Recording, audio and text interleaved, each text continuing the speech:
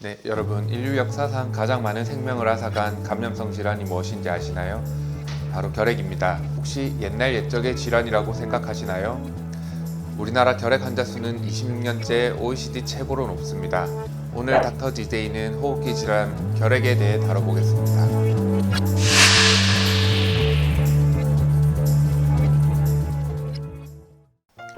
결핵은 결핵균에 의해서 발생되는 감염병을 말합니다. 주로 폐에서 발생하지만 다른 신체 부위에서도 질환을 일으킬 수 있습니다. 흔히 후진국에서 많이 발병하는 질병으로 알려져 있습니다. 우리나라는 OECD에 가입할 만큼 많은 성장을 이뤘지만 그 성장 과정이 매우 빨랐기 때문에 다른 선진국과는 다른 특징을 가지고 있는 것으로 생각됩니다. 우리나라의 특성으로는 한국전쟁을 꼽을 수 있습니다. 전쟁으로 인한 빈곤과 열악한 환경이 많은 결핵 환자를 양산했고 관리체계 부재로 치료를 받지 못한 환자를 통해 국민 대다수가 결핵균에 노출되어 잠복 결핵 감염이 된 것으로 추정됩니다. 이 세대들이 나이가 들면서 결핵으로 이완되거나 새롭게 감염되면서 결핵 발생률이 아직 높은 것으로 생각됩니다. 그래도 다행으로 여길 점은 결핵 발생률이 지속적으로 감소하고 있고 10년 전에 비하면 거의 절반 가까운 수준으로 감소하였습니다. 결핵의 증상은 아주 다양합니다. 기침, 객담, 발열, 객혈, 식은땀, 체중 감소, 피로 등이 있을 수 있고 초기 결핵의 경우 아무런 증상이 없는 경우도 많습니다. 특히 결핵의 가장 흔한 증상인 기침은 모든 호흡기 병에서 나타날 수 있는 증상으로 증상만으로 질환을 구분하기는 어렵습니다.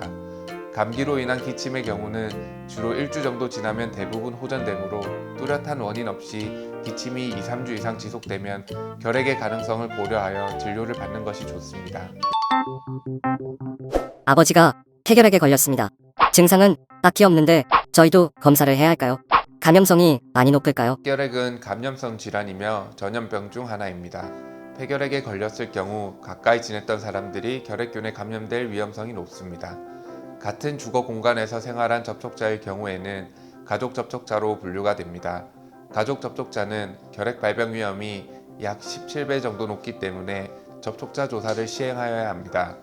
또한 가족 접촉자가 아닌 사람 중 같은 밀폐된 실내 공간을 사용하며 하루에 8시간 이상 혹은 누적 기준으로 40시간 이상 접촉한 경우 밀접 접촉자로 분류가 되어 접촉자 조사를 시행하여야 합니다. 호흡기 결핵으로 진단을 받게 되면 가족 접촉자 검진 수첩을 드립니다.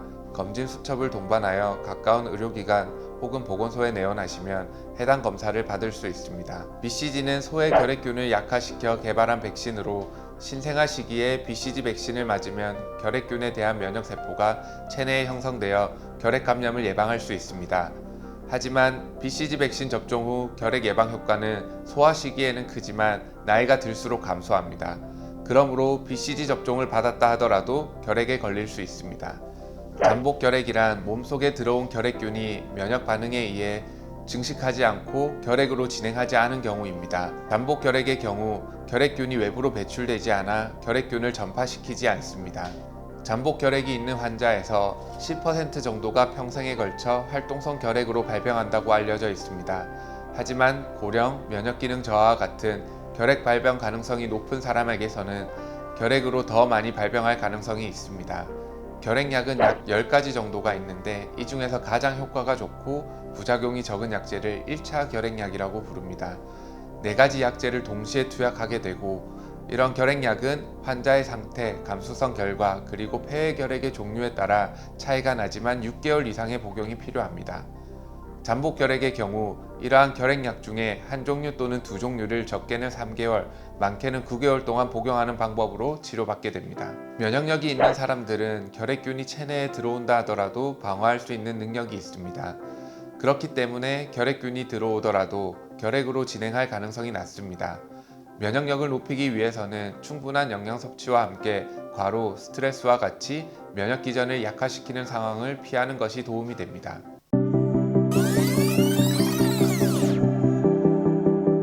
결핵에 대한 검사는 결핵 근절을 위해 아주 중요합니다.